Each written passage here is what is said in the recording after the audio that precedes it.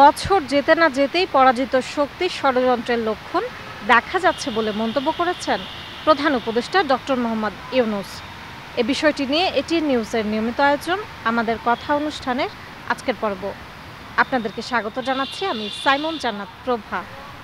এ বিষয়ে জনসাধারণের মতামত শুনব, তবে তার আগে চলুন দেখে আসি এটিএন নিউজে প্রচারিত একটি প্রতিবেদন।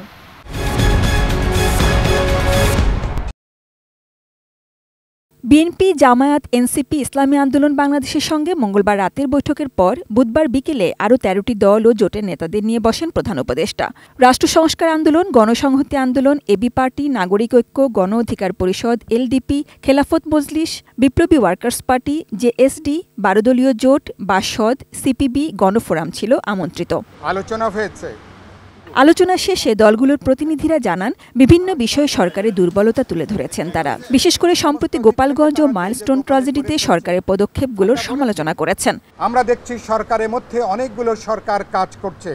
কার্যত আমরা বলেছি প্রধান উপদেষ্টার নেতৃত্বে আমরা মাত্র একটা সরকার দেখতে চাই।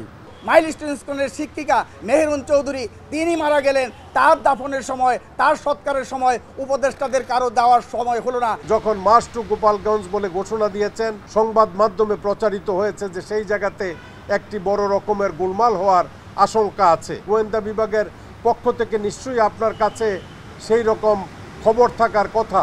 যারা দূষণ এখানে গাপটি মেরে আছে, প্রশাসনে, পুলিশে, গোয়েন্দা সংস্থায় আছে, এদিকে চিহ্নিত করতে হবে, এদের তৎপরতা বন্ধ করতে হবে। সরকার রাজনৈতিক দলগুলোর মধ্যে বড় দল ও ছোট দল হিসেবে বৈষম্য করছে বলেও অভিযোগ তাদের। এনসিপির রাজনৈতিক কর্মসূচিতে সরকারি প্রটোকল সুবিধা দেওয়ার ব্যাপারে প্রায় সবারই আপত্তি। 4টা দলকে কোন ক্রাইটেরিয়ায় বড় দল কিংবা প্রধান দল হিসেবে তারা সিলেক্ট করলো, এবং তার মধ্যে একটা দলের তো নিবন্ধনই নাই।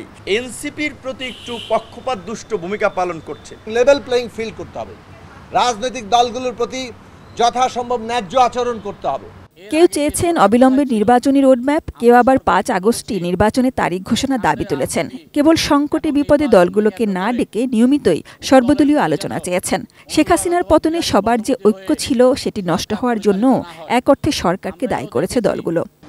কোনো রাজনৈতিক দল যেই প্রটোকল নিয়ে যেভাবে বিভিন্ন রাজনৈতিক দলকে আক্রমণ করে কথা বলছে, এতে করে আমাদের মধ্যে রাজনৈতিকভাবে বিভেদটা আরও তীব্র হচ্ছে। জুলাই অভ্যুত্থান উদযাপনে কিন্তু রাজনৈতিক দলগুলোকে কোথাও সম্পৃক্ত করা হয় নাই। উনি এটা শুনে একটু অবাক হয়েছেন। উনি বলেছেন এটা তো হওয়ার কথা না। মাননীয় প্রধান উপদেষ্টা তিনি, আমি যেটা বুঝেছি, তিনি শুরু করেছেন যে তিনি উৎকণ্ঠিত। শেষ করলেন আমাদের কথা শোনার পরে শুধু পুলিশের উপরে নির্ভর করলে হবে না, জনগণের উপরে নির্ভর করতে হবে। প্রধান উপদেষ্টা ডক্টর মোহাম্মদ ইউনূস বলেছেন, রাজনৈতিক দলগুলোর ঐক্য দৃশ্যমান না হওয়ায় পরাজিত শক্তি এটাকে সুযোগ হিসেবে মনে করছে। Sajida Sweety, ATN news, Dhaka. দর্শক, এতক্ষণ প্রতিবেদনটি দেখলেন, এবার চলুন দেখে আসি কি বলছেন সাধারণ মানুষ। প্রধান উপদেষ্টা ডক্টর মোহাম্মদ ইউনূস সাহেব যা বলেছেন যে পরাজিত শক্তি উজ্জীবিত হয়ে উঠতেছে, এটা আমি সত্য বলে মনে করি। কী কারণে? যে তার যে সদিচ্ছা আছে, সেই সদিচ্ছার সাথে প্রশাসন কোনো হেল্প করতেছে না তাকে, যার কারণে তার সদিচ্ছার কোনো উৎপীড়ন ঘটাতে পারছে না।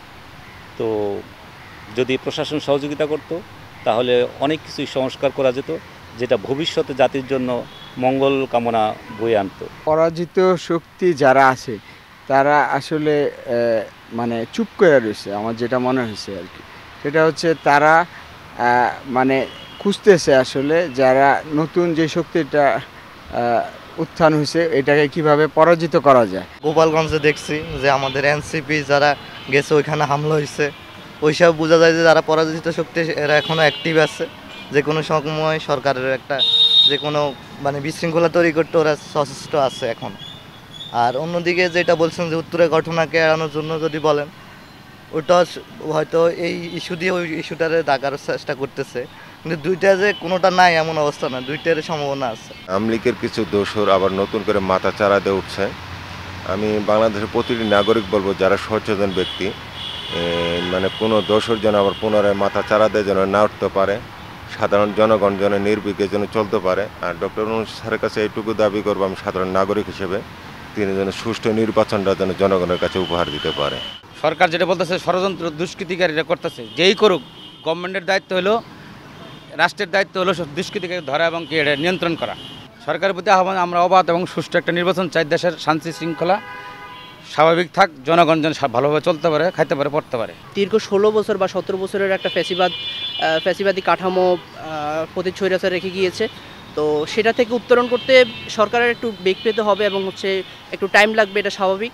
তবে সরকার আইন শৃঙ্খলা পরিস্থিতি এবং দেশে বিরাজমান যেই স্থিতিশীল অবস্থা সেটা মেনটেন করার জন্য আরও ভালোভাবে তৎপরতা করা উচিত। আমাদের কথায় ময়মনসিংহ থেকে স্বাগত জানাচ্ছি আমি আসাদুজ্জামান সুমন। আমাদের আজকের আয়োজন, অন্তর্বর্তীকালীন সরকারের প্রধান উপদেষ্টা ডক্টর মোহাম্মদ ইউনূস বলেছেন 1 বছর যেতে না যেতেই পরাজিত শক্তির নানা রকম ষড়যন্ত্রের লক্ষণ দেখা যাচ্ছে। এ বিষয়ে ময়মনসিংহবাসী কি বলছে, চলুন জেনে আসি। ষড়যন্ত্র সামনে আরো বাড়তে পারে যদি অতি সত্বর নির্বাচন দেয়া না হয়। আমার মতে সব দলের অংশগ্রহণে একটা সুন্দর অবাধ একটা নির্বাচন দিলে সেটা বাংলাদেশের সবার জন্য ভালো হবে এবং আমরা শান্তিতে বসবাস করতে চাই। সব দলের অংশগ্রহণমূলক নির্বাচন, এটা সময়ের দাবি। হ্যাঁ, আমাদের প্রধান উপদেষ্টা যে কথা বলছে আমার দৃষ্টিকোণ থেকে ঠিক আছে, কারণ আমরা দেখতে পাচ্ছি ইতিপূর্বে বাংলাদেশে বিভিন্নভাবে পরাজিত শক্তি, কখনো রিক্সাওয়ালা, কখনো মাইলস্টোনের স্টুডেন্ট, কখনো বিভিন্ন রূপে ফিরে আসছে। দেশকে অস্থিতিশীল রাখার জন্য বিভিন্ন ধরনের পায়তারা ষড়যন্ত্র করে যাচ্ছে। তবে এই মুহূর্তে এই পরাজিত শক্তিকে প্রতিহত করার জন্য আমার মনে হয় ব্যক্তিগতভাবে একটা নির্বাচনের দরকার। একটা নির্বাচন হলে একটা রাজনৈতিক দল ক্ষমতায় আসলে আমার মনে হয় এই পরাজিত শক্তি আমাদের কাছে পরাজিত হবে। বর্তমান অন্তর্বর্তীকালীন সরকার প্রধানকে অনুরোধ করব যাতে অতি তাড়াতাড়ি একটি নির্বাচনের মাধ্যমে এদেশের মানুষকে গণতান্ত্রিক ধারায় ফিরে আসে সেই আহ্বান জানাচ্ছি। আসলেও মূলত কথা হয়েছে, আপনারা জানেন দেশে অরাজ্য সৃষ্টি হয়ে গেছে বা নানান সমস্যা দেখা দিচ্ছে। নির্বাচিত সরকার না হলে আসলে দেশ এইভাবে চলতে পারে না। আমার মনে হয় ডক্টর ইউনূস সাহেব এখন দ্রুত গতিতে একটা নির্বাচন দিতে দিলে দেশটা আমার মনে হয় স্বয়ংসম্পূর্ণ হবে। আমাদের কথায় কক্সবাজার থেকে স্বাগত জানাচ্ছি আমি অর্পণ বড়ুয়া। 1 বছর যেতে না যেতেই পরাজিত শক্তির নানা ষড়যন্ত্রের লক্ষণ দেখা যাচ্ছে বলে মন্তব্য করেছেন প্রধান উপদেষ্টা ডক্টর মোহাম্মদ ইউনূস। আজকের আমাদের কথায় জানবো এই বিষয়ে কক্সবাজারের সাধারণ মানুষ কি বলছেন। এই সরকার একটি জন আকাঙ্ক্ষার প্রতিফলনে বদ্ধপরিকর হিসেবে আমরা দেখি। তো এই সরকারের কোনো সুষ্ঠু পদক্ষেপকে যেন পতিত শক্তি বাধাগ্রস্ত করতে না পারে, সেজন্য সরকারের যারা উপদেষ্টা মণ্ডলী রয়েছেন তাদেরকে আরও বেশি চৌকস ভূমিকা পালন করা দরকার। তত্ত্বাবধায়ক সরকারের উদারতা বলেন, নমনীয়তা বলেন, এটাই দাবি। আর আমরা বিরোধী দল হিসাবে যারা আছি আমরা যথাযথভাবে দায়িত্ব পালন করতে পারি না। আমাদের অজ্ঞতা, দুর্বলতা, দূরদর্শিতার অভাব, এই সমস্ত কারণে এরা আস্কার পেয়ে গেছে। এই যে অপশক্তি যেটা ডক্টর মোহাম্মদ ইউনূস স্বীকার করলেন, এই জিনিসটা আমাদেরকেও শুধু ডক্টর মোহাম্মদ ইউনূস না, আমাদের দেশের জনগণকে ঐক্যবদ্ধভাবে এটা মোকাবেলা করতে হবে। অপসৃষ্টি যাতে তৈরি হয়ে আমাদের মধ্যে অনৈক্য সৃষ্টি করতে না পারে, বাংলাদেশের পরিস্থিতিকে অস্থিতিশীল করতে না পারে। দর্শক, এই ছিল আমাদের কথা অনুষ্ঠানের আজকের আয়োজন। বিদায় নিচ্ছে আমি সাইমন জান্নাত প্রভা। দেখা হবে আগামী পর্বে। ততক্ষণ পর্যন্ত সুস্থ থাকুন, সুন্দর থাকুন, সঙ্গে থাকুন এটিএন নিউজের।